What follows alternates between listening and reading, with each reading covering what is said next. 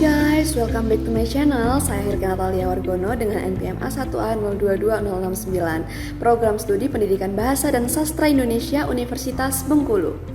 Jadi di video kali ini kita bakalan bahas tentang bab 12, yaitu kepemimpinan sekolah efektif. Materi yang pertama adalah konsep kepemimpinan. Menurut Andang pada tahun 2014 menyatakan bahwa kepemimpinan adalah suatu proses yang dilakukan untuk mempengaruhi seseorang, sekelompok orang untuk bekerja sama secara bersama tanpa paksaan dalam mencapai tujuan dari suatu organisasi tersebut. Kemudian kepemimpinan yang bermakna proses ini dipusatkan pada pengarahan dan mempengaruhi aktivitas-aktivitas yang ada hubungannya dengan pekerjaan para anggota dalam organisasi. Nah, menurut Priyansa, kepemimpinan dalam sebuah pendidikan atau kepemimpinan kepala sekolah yang efektif adalah kepemimpinan yang mampu memberdayakan seluruh potensi yang ada di sekolah dengan optimal, sehingga guru, staf, dan pegawai lainnya ikut terlibat dalam pencapaian tujuan dan sasaran yang telah ditetapkan oleh sekolah tersebut. Ada 4 unsur-unsur di dalam kepemimpinan. Yang pertama adalah proses memberi pengarahan, kemudian memberikan motivasi, mampu menciptakan rasa percaya diri, kemudian mempengaruhi dan menggerakkan. Menurut Said, pada tahun 2010, ada beberapa hal yang harus diperhatikan untuk mendapatkan pengikut, antara lain sebagai berikut. Atau dalam sebuah pemimpin itu memerlukan sebuah pengikut, karena kalau tidak ada pengikutnya kita juga tidak dapat dikatakan sebagai pemimpin. Yang pertama adalah jangan terlalu tegang dalam memimpin, karena dapat membuat anggota Anda juga bakalan tegang. Jadi segala kebutuhan terpenuhi, termasuk uang, sarana, prasarana, makanan, pengetahuan, kekuatan fisik dapat terpenuhi. Kemudian juga kebutuhan individu dan hubungan antar kelompok dan sesama. Kemudian orang menerima arahan dari pemimpin, dapat menghargai dari apa yang dikatakan seorang pemimpin. Nah, selanjutnya adalah faktor yang mempengaruhi perilaku kepemimpinan. Menurut Asmedri pada tahun 2010, perilaku seorang pemimpin dalam melaksanakan tugas dipengaruhi oleh beberapa faktor yang dikelompokkan sebagai berikut. Yang pertama adalah faktor internal, yang merupakan faktor yang berasal dari dalam diri pemimpin itu sendiri. Kemudian yang kedua adalah faktor yang berasal dari kelompok yang dipimpin, keadaan kelompok seperti kematangan, kekompakan, latar belakang pendidikan, pengalaman, latar belakang sosial budaya anggota kelompok. Kemudian faktor lembaga yang dipimpin, kemudian faktor-faktor legal, faktor lingkungan sosial, kemudian faktor perubahan dan pembaharuan dalam teori dan bidang pembaharuan atau bidang pendidikan seperti perubahan kurikulum, kemajuan iptek atau ilmu pengetahuan dan teknologi. Selanjutnya adalah teori kepemimpinan. Jadi di dalam teori kepemimpinan ini ada beberapa hal menurut Said pada tahun 2010, yaitu sebagai berikut. Yang pertama adalah teori orang terkemuka atau great man theory. Dalam teori ini disebutkan bahwa kepemimpinan adalah orang-orang besar yang didasarkan atas sifat yang dibawa sejak lahir, jadi merupakan suatu yang diwariskan. Kemudian teori lingkungan atau environmental theory. Dalam teori ini dikatakan bahwa munculnya pemimpin itu merupakan hasil dari proses waktu, tempat, situasi, atau kondisi. Kemudian adalah teori pribadi dan situasi atau personal situation theory. Jadi di teori ini mengkombinasikan 3 faktor, yaitu perangai atau sifat pribadi pemimpin, kemudian sifat dari kelompok dan anggota, kemudian kejadian atau masalah-masalah yang dihadapi suatu kelompok tersebut.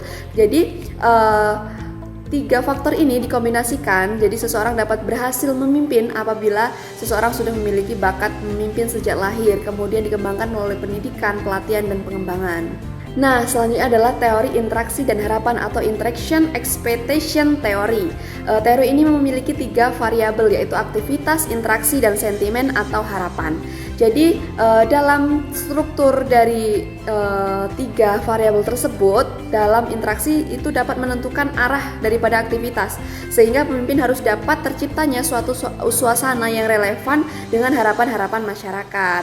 Teori ini lebih menitikberatkan pada dinamika interaksi antar pemimpin dan rakyat, dan melalui interaksi ini dapat dijaring harapan-harapan yang diinginkan dari masyarakat. Selanjutnya adalah teori humanistik. Dalam teori ini Pemimpin harus melihat bahwa dirinya dan individual lain dalam organisasi adalah manusia yang memiliki potensi dan keterampilan. Maka seorang pemimpin akan dianut jika ia mampu mengelola potensi sumber daya manusia dalam organisasi dengan baik dan mencapai tujuan organisasi tersebut. Materi yang keempat adalah syarat dan prinsip kepemimpinan pendidikan. Menurut Asmedri pada tahun 2012 mengungkapkan syarat dan proses seorang pemimpin pendidikan adalah sebagai berikut. Yang pertama adalah seseorang pemimpin harus memiliki kepribadian yang terpuji, kemudian paham dan menguasai tujuan yang hendak dicapai dan mampu mengkomunikasikan kepada bawahan dan stakeholder, kemudian memiliki wawasan yang luas, berpegang pada prinsip-prinsip umum kependidikan.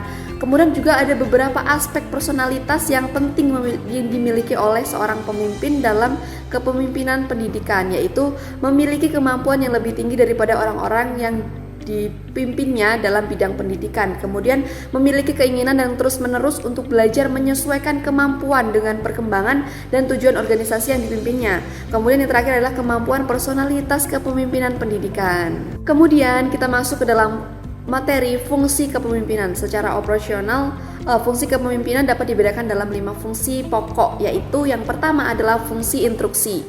Fungsi ini bersifat komunikasi satu arah. Pemimpin harus menjadi komunikator yang menentukan apa, bagaimana, bila mana, dan di mana perintah itu dikerjakan agar keputusan dapat dilakukan secara efektif. Kemudian fungsi konsultasi. Fungsi ini bersifat komunikasi dua arah.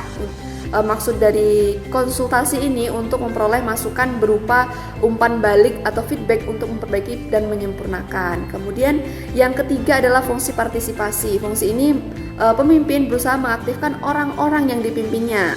Selanjutnya adalah fungsi delegasi. Fungsi ini dilaksanakan dengan memberikan pelimpahan wewenang dan membuat atau menetapkan keputusan baik melalui persetujuan maupun tidak dari atasannya. Kemudian yang terakhir adalah fungsi pengendalian. Fungsi ini bermaksud bahwa kepemimpinan yang efektif mampu mengatur aktivitas anggotanya secara terarah dan dalam koordinasi yang efektif sehingga memungkinkan tercapainya tujuan bersama secara maksimal. Selanjutnya adalah kepemimpinan kepala sekolah yang efektif. Menurut Black dan Morton pada tahun 1964, dalam memimpin sebuah organisasi diperlukan sebuah elemen yang harus dapat mengantarkan kepemimpinan yang efektif. Yang pertama adalah inisiatif.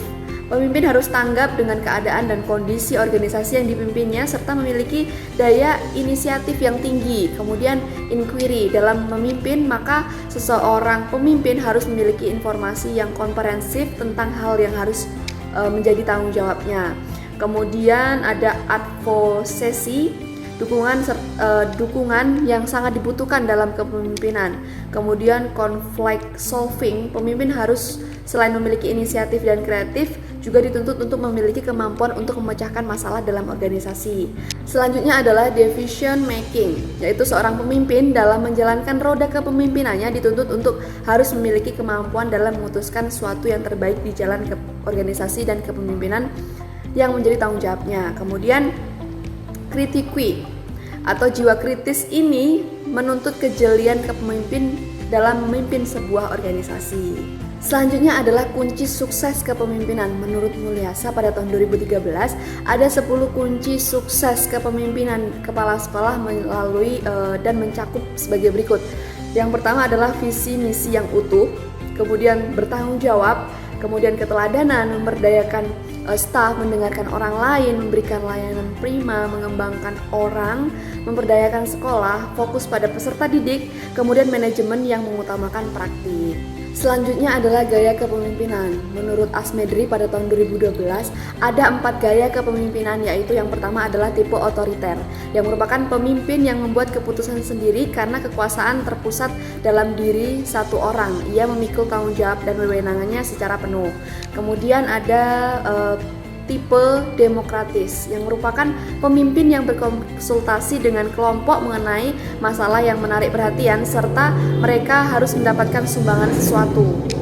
Kemudian ada tipe yang kendali bebas, merupakan pemimpin memberi kekuasaan pada bawahannya. Kemudian tipe pseudo demokratis. Tipe ini adalah tipe demokratis semu. Seorang pemimpin yang mempunyai tipe ini hanya senampaknya saja demokratis, padahal sebenarnya tindakannya bersifat otoriter dan absolut. Oke guys, video kita sampai di sini dulu. Terima kasih buat teman-teman yang udah lihat dari awal sampai akhir. Jangan lupa like, comment, and subscribe, dan jangan lupa untuk share ke teman-teman kalian supaya teman-teman kalian tahu tentang materi ini. Oke, saya Hilkata Tali Wargono pamit undur diri. See you in the next video. Bye bye.